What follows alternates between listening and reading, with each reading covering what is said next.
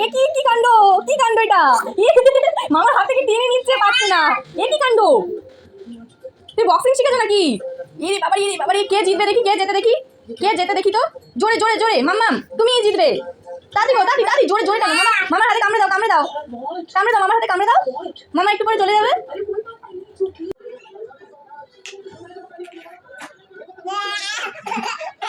এ কি, তোমরা খেলা করছো? তোমরা খেলা করছো? প্রথমে তো মামা এলো, কান্না করলে, এখন খেলা করছো? অনেকদিন পর পর মামা এলে এরকম কান্নাই করবে, তাই না?